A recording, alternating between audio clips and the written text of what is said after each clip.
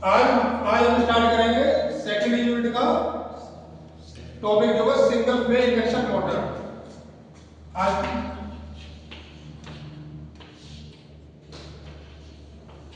क्या 25 अक्टूबर है। Unit second में तो है हमारा single phase induction motor. And single phase को लिखने का तरीका है, शॉर्ट में हम लिखेंगे सिंगल फेज। देखो या तो इसे ऐसे लिखो सिंगल फेज इंडक्शन मोटर,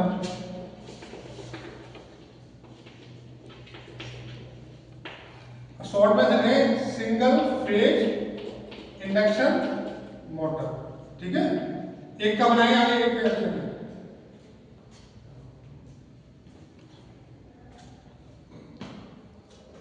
हम जानते हैं single phase induction motor self start नहीं होती है। सेल्फ स्टार्ट बनाने के लिए इसमें कई सारे मेथड अप्लाई करने पड़ते हैं।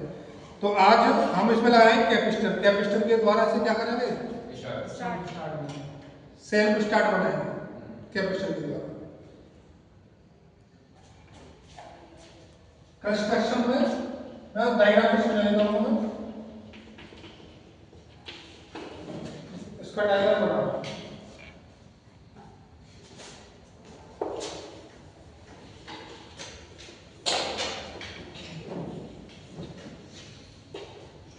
जो मैंने पिछली बार बनाई थी थ्री फेज इंडक्शन मोटर, वो क्या होती थी, सेल्फ स्टार्ट होती थी, सिंगल फेज नहीं होती।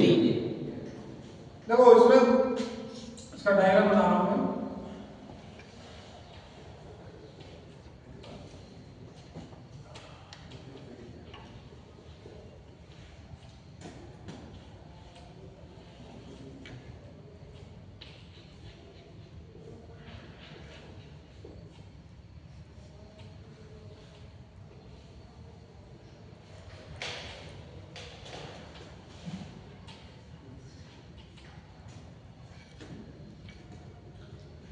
इसमें दो वाइंडिंग होती है इसके स्टेटर में, और दूसरा पार्ट देखो इसके दो पार्ट होते हैं। पहला कौन सा होता है, स्टेटर, दूसरा रोटर।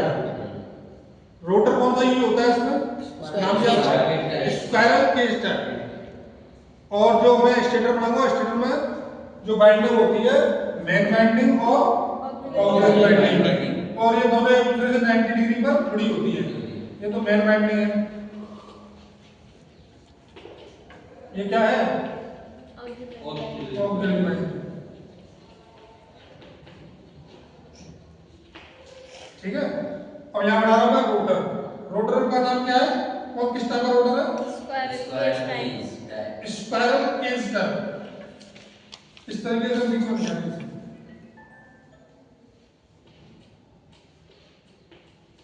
ये रोटर लगा दिया, और यहाँ पे सप्लाई जाएगी सिंगल फेज। सिंगल फेज मतलब फेज और न्यूट्रल, यहाँ से सप्लाई जाएगी हमारी। ये दिखा दिया हमने क्या, रोटर। ये स्टेटर। अब मोटर है क्या, कैपेसिटर स्टार्ट। तो हम क्या करें, कैपेसिटर इसकी ऑक्सिलरी वाइंडिंग में सीरीज में कनेक्ट कर दें इस तरह से। ये क्या करेगा, मोटर क्या बनाएगा, सेल्फ स्टार्ट। ये होगा कंस्ट्रक्शन के लिए। इसके हम पॉइंट बाय पॉइंट 7-8 पॉइंट हमारे बनने हैं डायग्राम से। अगर हम उसी कंस्ट्रक्शन लिखेंगे तो डायग्राम से देख देख के बना सकते हो। जैसे इसमें दो वाइंडिंग होती है, पहला winding main winding, auxiliary winding. अच्छा मुझे ये बताओ कि ऑक्सिलरी वाइंडिंग का दूसरा नाम क्या है, स्टार्टिंग वाइंडिंग। बताओ भाई कितनी होता, क्या, स्टार्टिंग वाइंडिंग। ठीक है, इसका दूसरा नाम क्या है, स्टार्टिंग। क्यों स्टार्टिंग नाम क्या है इसका, स्टार्टिंग क्यों है, स्टार्ट करता है ना, क्योंकि इसका काम क्या है, स्टार्ट कराना। ये जब जरूरी है जब तक मोटर को स्टार्ट किया जाए हैं।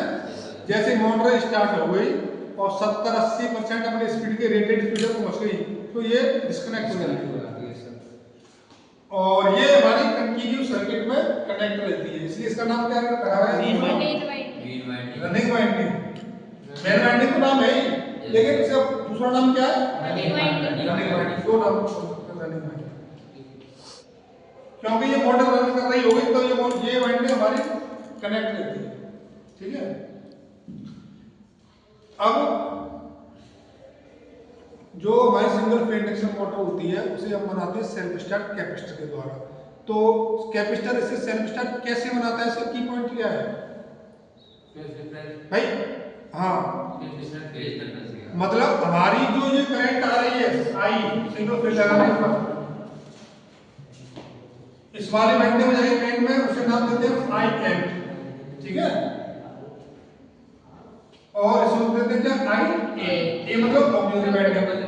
अब ये मोटर तभी सेल्फ स्टार्ट हो सकती है जब आई एम और आई ए के बीच एक फेज डिफरेंस क्रिएट हो जाए, उसके लिए बनाया कैपेसिटर। तो कैपेसिटर कैसे फेज डिफरेंस क्रिएट करता है, मैं डायग्राम से इसका फेज डायग्राम बनाता हूं, उससे हमें दिख जाएगा। कंस्ट्रक्शन में तो पॉइंट्स लिख दो भाई, दो वाइंडिंग होती है, दोनों एक दूसरे से 90 डिग्री लगी होती है। इसमें एक रोटर होता है स्टार्टर, कैपेसिटर इसमें ऑक्सिलरी वाइंडिंग के सीरीज में कनेक्ट किया जाता है और ऑक्सिलरी वाइंडिंग में एक सेंट्रीफ्यूगल स्विच लगा होता है।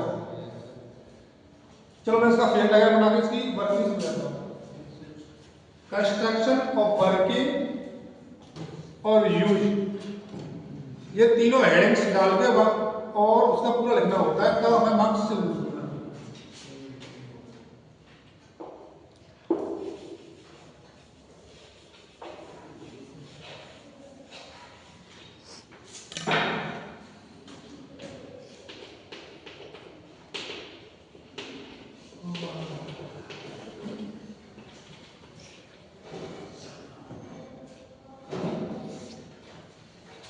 वर्किंग प्रिंसिपल कैसे समझोगे? देखो,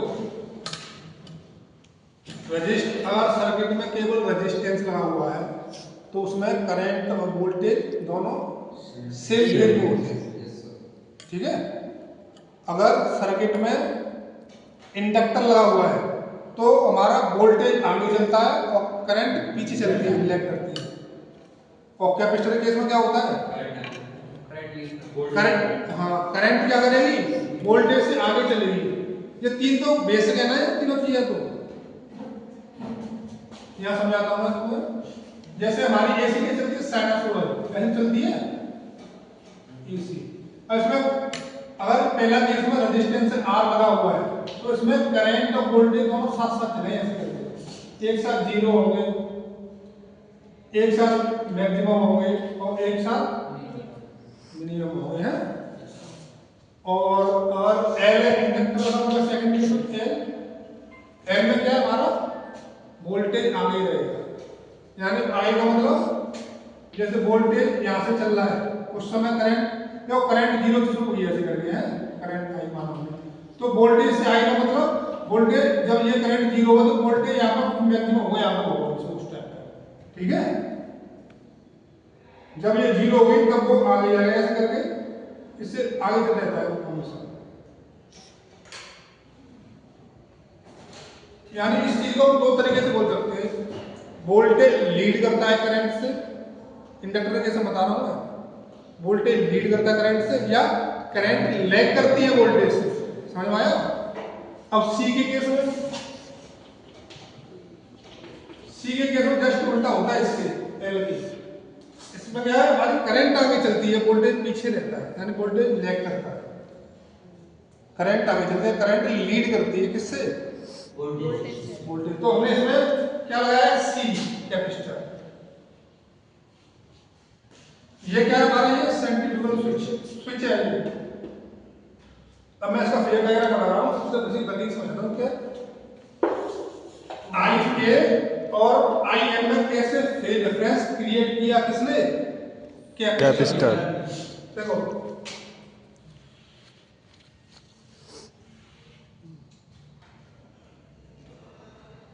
ये अपने वोल्टेज रेफरेंस ले लिया, वोल्टेज। अब मुझे बताओ आई एम जो मेन वाइंडिंग है उसमें क्या क्या लगा हुआ है, रेजिस्टेंस। मेन वाइंडिंग में रेजिस्टेंस लगा हुआ है और कॉइल इंडक्टर है, दो चीजें भाई। रेजिस्टेंस में करंट हमेशा सेम फेज में होती है और इंडक्टर में करंट पीछे हो जाती है, किससे, वोल्टेज से। अगर अकेला रेजिस्टेंस होता तो करंट इसके साथ चलती इसी में, लेकिन उसके साथ में क्या जुड़ा हुआ है उसके में? इंडक्टर। बता भाई, इंडक्टर। तो करंट इससे वोल्टेज से क्या करेगी, पीछे रहेगी। हमने मान लिया ये कर दी आई, क्या है ये, एम। अब आ जाओ इस वाली में। इसमें अब कैपेसिटर की वैल्यू ज्यादा होने के कारण मेन चीज कैपेसिटर हो गया इसमें। कैपेसिटर क्या करता है, करंट जो पीछे लैग वाली है उसको आगे पहुंच जाता है, लीड करता है, यानी वोल्टेज से लीड करेगी। लीड का मतलब ग्राफ ऊपर जाएगा, लैग का मतलब ये पीछे ऐसे करंट चलेगी तो पहले वोल्टेज है फिर करंट है। अब लीड कर रही है तो करंट जाएगा ऊपरी साइड से। कौन सा करंट है ये, ए। कैपेसिटर ने वोल्टेज से ऊपर रख दिया, करंट को लीड करा दिया। भाई हमें क्या पता है कि दोनों करंट के बीच फेज डिफरेंस चाहिए हमें, तो है अगर कैपेसिटर नहीं लगाते तो दोनों नीचे ही रहती, फेज डिफरेंस होता ही नहीं, उससे स्टार्ट नहीं हो रही थी। कैपेसिटर लगा के हमने करंट को क्या करा दिया, वोल्टेज से लीड करा दिया। समझ में आया? तो इन दोनों के बीच में फेज डिफरेंस क्रिएट हुआ है, ये फाई। ये मैं नहीं लेना किसका, चाहे कर दूंगी तो ठीक। ये मैग्नीशियम किसका है, कैपेसिटर। कैपेसिटर। कैपेसिटर ने अपना काम कर दिया, फेज डिफरेंस क्रिएट कर दिया, ठीक है। अब जो फेज डिफरेंस है उसके द्वारा हमारा टॉर्क बनता है। देखो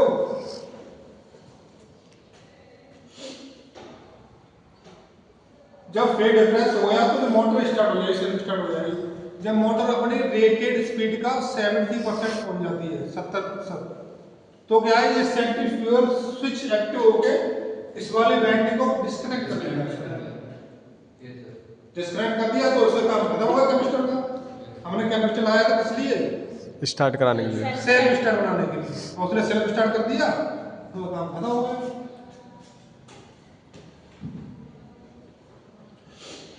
और हमारी जो मेन वाइंडिंग है वो हमारी खुली रहेगी, इसलिए इसका नाम क्या रहा है, रनिंग वाइंडिंग। मोटर अपनी चलती रहेगी। समझ में आया? तो एग्जाम में कंस्ट्रक्शन डायग्राम बनाओ, कंस्ट्रक्शन डाल दिए डायग्राम में, पूरा जो डायग्राम में है पॉइंट वगैरह सारे पॉइंट्स में लिख लिए हैं। फिर उसको डालो वर्किंग प्रिंसिपल, वर्किंग में पूरा फेज डिफरेंस वाला लिखना है। समझ में आया सभी में?